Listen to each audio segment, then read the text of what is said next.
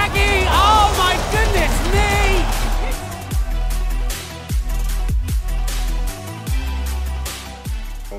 Et du coup, après les Jeux, tu fais la 90, une année face, tu fais la Franco, tu fais les championnats d'Afrique, tu vas au championnat du monde à Paris.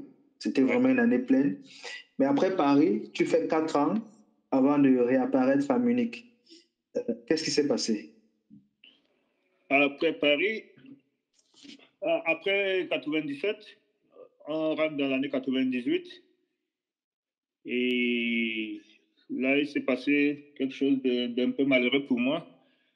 Bon, on connaît tous la bureaucratie qu'il y avait parfois au Cameroun pour débloquer les sous pour le championnat d'Afrique. Moi, j'avais un titre de champion d'Afrique à défendre. J'avais un titre de champion d'Afrique à défendre et on est tombé encore dans les dédales de l'administration où c'était difficile de débloquer les fonds. Ce qui fait que lorsqu'on a pu voyager, moi, j'étais la catégorie qui commençait parmi les plus lourds, donc je devais commencer le premier jour. Mais moi, ma catégorie passait, alors que on était encore à Abidjan, on n'était même pas encore arrivé. Ce qui fait que moi, j'ai manqué ma compétition dans ma catégorie. Et quand j'avais un bon tirage, j'étais le favori. J'étais sûr de doubler la mise et de conserver mon titre de champion d'Afrique. Mais je suis arrivé après la compétition. C'est incroyable. Je veux dire que ça s'est déchiré les cheveux. Comment c'est possible?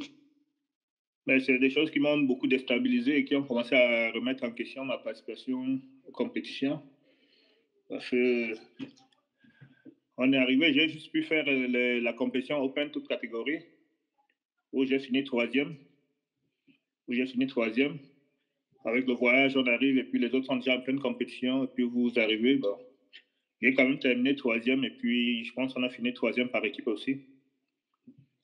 Donc c'était vraiment des choses qui ont commencé à me décourager un peu au niveau de la compétition. Et cette année 98, là, après, j'ai rentré à l'INJS et puis j'ai dit, bon, je vais commencer à me concentrer sur ma future carrière professionnelle et commencer à délaisser un peu le côté judo, le côté entraînement. Et puis je me suis dit, bon, voilà, si je finis l'INJS, je vais sûrement me consacrer à l'entraînement. Donc, en gros, c'était un peu ce qui m'a déstabilisé. Et après, je pense que ça a commencé on est tombé sur la pente descendante. Au niveau des résultats, on n'est jamais sûr de participer à des compétitions. Quand on participe, c'est pas ça, pas de préparation. Bon, dans ma tête, là, moi, j'ai commencé à dire, bon, je pense que j'ai fait ce que j'avais à faire. Et puis, il serait peut-être temps de commencer à penser à laisser la place aux autres. Donc, c'est que vous étiez dans une phase ascendante, une phase dorée.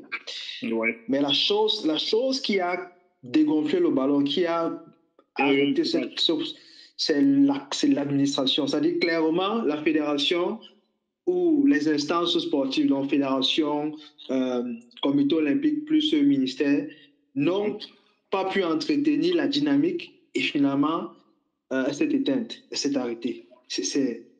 C'est quasiment du sabotage parce que quand vous êtes dans une telle phase où il y a des résultats, des garçons se comportent bien, on fait tout pour entretenir la magie, on fait tout pour entretenir le rêve, mais on ne laisse pas ça mourir comme ça. Comment vous l'avez vécu, vous, au sein de l'équipe nationale, vous les garçons, les filles, comment vous avez vécu ça? Mais malheureusement, il y a une réalité, c'est qu'on est dans les sports mineurs. Même si les discours disent autre chose, on est dans les sports mineurs.